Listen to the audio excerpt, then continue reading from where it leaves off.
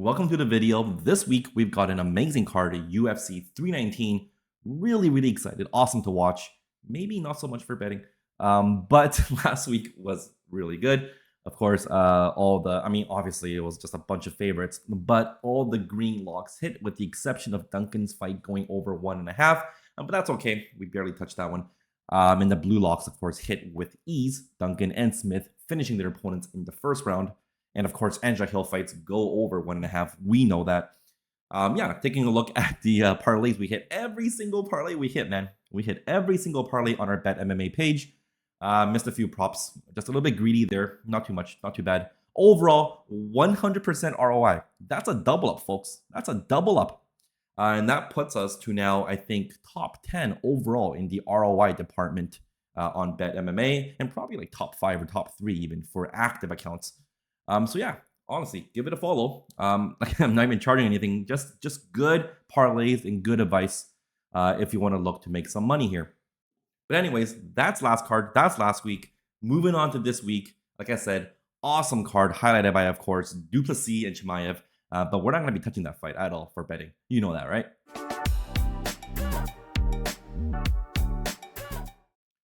Kicking off the card, we got Alibi Idris fighting Joseph Morales. Both of these guys are winners from their respective semifinals in the Ultimate Fighter.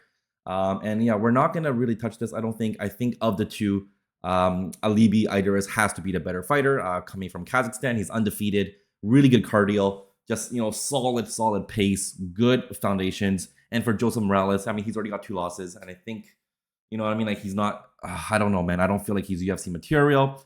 So if we must, we do like Idris. I don't know his money line yet. It's not out, I don't think. But I'm guessing it's somewhere around the minus 200 to minus 400 range, anywhere in between those. I'm assuming he's a favorite. He's got to be the favorite. Okay, moving on. We got Karine Silva and Diony Barbosa, and right off the bat, this is a good place to put some money on the underdog. Not too much. Don't go crazy. But this is Diony Barbosa is a plus 187 underdog against Karine Silva, and I don't buy that at all. Karine Silva, what's the deal with her, man? Like, what's so good about her? Somebody tell me. Look at her last fight. She freaking gassed so bad against Viviane Araujo, who is no longer in the UFC, by the way. She just lost, I think, to Tracy Cortez and got the boot. And Silva didn't look that good. Like, she looked good in round 1, fine, but she didn't finish her. Not even close, actually. And then in round 2 and 3, she just gassed, gave up. And Diony Barbosa is much better than Viviane Araujo. Diony Barbosa is really good, man. Her stand-up is really good. Her, jiu-jitsu, her grappling. So I don't know. I feel like at worst, this is a toss-up, a coin flip for Barbosa. And at plus 187 odds, we got to go for those. I think plus 187 is good. For round betting, over 1.5 is not bad, but I'm just all in here on Barbosa 187. It's an orange because obviously she's an underdog, so we're never gonna go crazy. We're not gonna parlay her in anything. We're gonna single bet that, pretty small, but it'll be satisfying if it hits, and if it doesn't hit, whatever. Moving on, we got Brian Battle taking on Nursultan Ruziboev.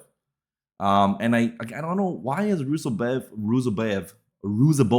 the underdog here? I'm kind of confused. He is fighting in his natural weight class, whereas Battle is moving up. And Battle's not that good, man. Like, he's okay. He's solid, but he's not that good. And Ruziboev is also pretty, he's also solid. I don't think he's that good either, but I just don't understand why he's the underdog. I think Battle lost his last fight against Randy Brown, in my opinion. And I don't think he has the power to really put Ruziboev in any danger in the entire fight. So I don't know. I like Ruziboev here. I think he has a good chance to win. The computer system does like Battle as a gladiator favorite, but honestly, man, I like the plus 140 that we can get on Ruziboev. The over 1.5 is also pretty good. I don't think Ruziboev can just do his typical round 1 knockout on Battle. Of course, if we're gonna bet Ruziboev, no need to touch the rounds, right? Just in case he does get the first round knockout. But I like the plus 140. 2 underdogs right off the bat. Next, we got Edson Barboza fighting Drakkar Klose. One's old and one's really old. 37 and 39. Edson Barboza is really old and is fighting not just like age like right like actual years, but also in his fighting years. He's got a lot of fights in the UFC, and I mean, this is the type of fight though that you would think he wins, right? Edson Barbosa usually loses to these young guys who, just grapple all day or takedowns, spam takedowns. He struggles with that. But against, some guy who is not super athletic, same age as him, I feel like this, Edson Barbosa is still solid. So if anything, at minus 150, it's not terrible. Not terrible. Would I parlay Edson Barbosa? Probably not. The over 1.5 looks pretty good. I don't see a 37 or a 39-year-old with their wealth of UFC experience going ham in the first round. So over 1.5 at minus 230 could be a parlay piece. Moving on, Chase Hooper versus Alexander Hernandez. Hooper is a minus 300 favorite, and no thank you on that. No freaking thank you. Chase Hooper is gaining traction because he's beaten really, really old dudes like Clay Guida. And most recently, I think it was Jim Miller, I think. But Hernandez is not an old dude. Hernandez is actually pretty tanky. I don't know. I just feel like, when I look at Chase Hooper, I still don't believe in him. I mean, the way his body is built, he still seems like a jiu-jitsu nerd. So I'm minus 300 on this card. I don't really want to do that. Passing this card, and also the round betting. You never know with Hooper, right? First round submission, decision, who knows? Moving on, we got Jessica Andrade fighting Lupi Godinez. I think Lupi Godinez is a pretty popular pick, especially at only minus 175 against Andrade. Like, what's up with her? Like, what's up with Andrade nowadays? She's been losing, lost her last 2 fights. And it's not just the way, it's not the fact that she loses, but it's how. Like, she hasn't evolved, right? And like, she's not super old. She's 33 years old. But I feel like Andrade is just like, I think she's definitely hit her ceiling. And if anything, she's probably like dropping back down in terms of like motivation and just athleticism, because she is getting older, right? And she's taking damage in the fights. And you never want to really bank on that, because Andrade isn't, super technical or has physical advantages. She doesn't, right? She wins through grit. But I feel like most fighters nowadays know how to like just counteract that grit, or whatever. So personally, I don't really like putting anything on Lupi Godinez, because even though she won last fight, her third round was horseshit last time. Man, it was bad. The way she just gassed and didn't. I don't really have any faith, but I do like the over 1.5. I know Andrade actually got submitted by Jasuda Vicious in her last fight pre 1.5, so under 1.5. But that's Jasmine Jasuda Vicious, man, and she is really, really good. I don't think Lupi Godinez is anywhere near as good or dangerous in finishing Andrade, so the over 1.5 here is really, really good. Moving on, we got Gerald Meerschaert taking on Michael Oleksiejczuk. And I don't want to know why does anybody want to touch this fight, right? First of all, it's a GM3 fight, so a third round submission is always in the cards. And Michael Oleksiejczuk is the type of guy he gets those third round submissions on. But on the other hand, he could just get knocked down in the first round by Michael. So too unknown for me. Feels like it's fun to watch, right? It's entertaining. And you can put a little bit on, either scenarios if you want. But from a money-making standpoint, if we're going to take this seriously, these are the fights that we shouldn't put any money on, because there's no confidence, right? Okay, for what it's worth, computer does like Meerschaert though. Next, it was actually supposed to be Bobby Green taking on Diego Ferreira, which is a tough one. But now it's easy. Now it's easy for us. Baisinger Susakayev taking on Eric Nolan. Susakayev, I just watched him on his Dana White Contender Series fight. And it's not the fact that he won in the first round, but it's how he did it. He was so calm. Like, the other dude was trying to take him down for the first 3 minutes, and he was chilling. He moved his hips in a way that he was never in danger of getting down. He never had to grab the fence. He was like winking at the coach. He's got this. And then once he broke out of it, he was like moving his head. Super good movement. His jabs, super duper good. Just crisp. And of course, he trains with Chimaev. So he's taking on a guy who's also making his UFC debut in Eric Nolan. And honestly, I don't really know who he is. I watched some of his tape. He's okay. I don't know if he's UFC caliber. Some guy who's never... he's already had 3 losses in his career, so I don't even think he's Dana White Contender Series caliber at this point. So I feel like Susakayev has to be the easy pick here. Unfortunately, his line kind of blows. It's at minus 800. But hey, It's a solid parlay piece, and it only adds to our profit. Moving on, Tim Elliott and Kai Asakura. Again, a very shitty minus 300 favorite, honestly. The minus 300 this card sucks. Kai Asakura came to UFC from Ryzen, lost his debut against Alexander Pantoja. How he even got that debut, who knows?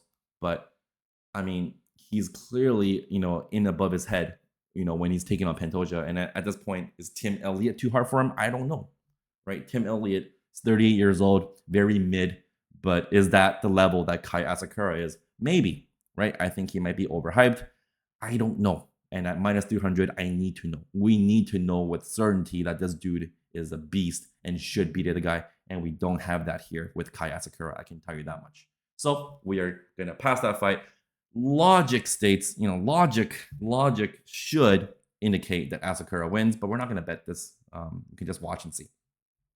Next, probably my favorite fight on the card, Jared Cannonier taking on Michael Venom Page, MVP. Both aspects of this card this fight is really interesting. Michael Page just seems really, really good. He doesn't look like 38 years old. That I can tell you that for sure. He doesn't look 38. The way he fights, the way he moves, he's like a young wonder boy. It's very tough to get to him. His karate style. He likes to pick his shots from the outside. He doesn't throw too much, right? He picks his shots. He doesn't throw too much to a point where he gets in danger. And Cannonier isn't also, slow. Speed is the big difference here. I think MVP is going to be too fast for Jared. And I don't think Jared is able to just bull rush him and get him to the ground and keep him there. I don't think so. Maybe in the first round, but I don't think in the second round or third round. But Jared is also tough, so he can take the hits. And because of that, I do like both the Page money line, which is at minus 188 now, I think, but also the over 1.5. Both of these are really good. Of the two, which one do I like more? Probably the over 1.5 because it's safer. So put that in the big parlay, very safe. But for a minus 170 or minus 188, the Page money line is really good. And of course, you can, if your books allows you to do it, pair them up together. And I think you get minus, I don't know what you get. You get minus 120 or something, minus 110, or even plus money if you get Page over 1.5 combined. Next, we got Jeff Hands of Steel Neal taking on Carlos Brates. One guy's like an older version of the other. They're both heavy punchers, heavy hitters. With Jeff Neal, you got to kind of worry about his inactivity and his time. He's getting old, right?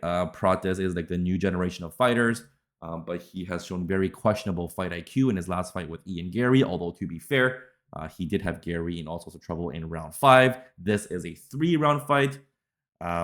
Logic says that Brates will win, but I just don't want to bet on this card.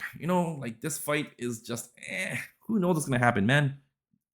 Both guys have power to knock the other guy out in the first round, second round, third round, or it could just be a boring decision. I don't know. Next, LaRon Murphy taking on Aaron Pico. And I think we have to, based on circumstances, you have to pick on Murphy. We got to pick Murphy here, right? There's a guy who's coming into the UFC, and he's all that good. Murphy is undefeated, man. He's 8-0 in the UFC. He's 16-0 in his career. And those 8-0, he's really good. LaRon Murphy isn't some mid-level UFC guy to debut against, right?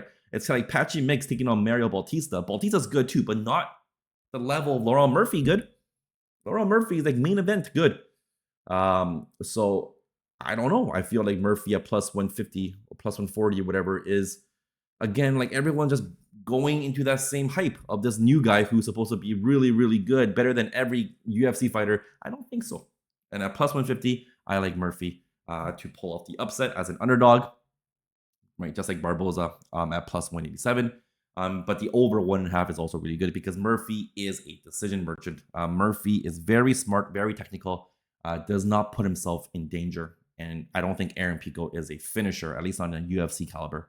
So the over 1.5, clean. Main event, Dricus du Plessis taking on Khamzat Chimaev. We're not going to bet here. This fight is just purely for the enjoyment as a MMA fan. There's no reason to put any money on either guy here.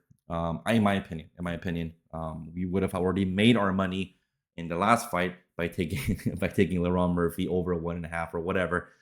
So this is when we just chill and watch. But for if you really must, I do think Khamzat Chimaev is going to win. I like when you look at Dricus du Plessis, I think he's a really smart guy. I think he has a big heart, and I just don't think he's that good. I know it's weird because he's a champion, but if you watch his fights, I mean, he's obviously very unorthodox, but there's like just luck. I think he gets very lucky in his fights. Even in his wins, like against Adesanya, like he was starting to fade. He was starting to lose. Um, right, he lost round three. I think he was losing round four. I think, and like. I don't know, man. I feel like Hamza Chimaev is just much stronger and better. And like people say, the only way Chimaev will lose if he gasses, right? And what if he doesn't? What if Chimaev is smart? I think he is. And what if his training team kind of works on a more methodical approach, right? What if he doesn't come out and blitz like he did against Robert Whitaker? Because like he's not a robot, guys. Chimaev, like these UFC fighters have brains, right? Again, some type of fighters, right? They might do that. There's different strategies. There's different plans, right? And you probably learn a lot from his Gilbert Burns fight, right? Some durable guys maybe don't go all out in the first round. I think he's learned. So I'm just saying, I don't really see how Dricus du Plessis is better than Chimaev in any department when they're both energized, when they both have energy. And who's to say that Dricus du Plessis doesn't get gassed out from being just wrestled by Khamzat in the first round, the second round, right? Dricus du Plessis isn't freaking Marab. So, pick here would be Chimaev. The computer does think so as well, but I don't think we can bet on that, passing that. Anyways, that's my opinion. That's my take. A lot of good over 1.5s in this card, and some good money lines, especially Suzukayev and Page. And two good underdogs here. Three good underdogs in Barbosa, Ruzaboev, and Murphy. Are they all going to hit? Who knows? But, they're good underdogs. I would sprinkle on each of those and reap the rewards when at least one of them hit. That is it. We'll see you next week. See ya.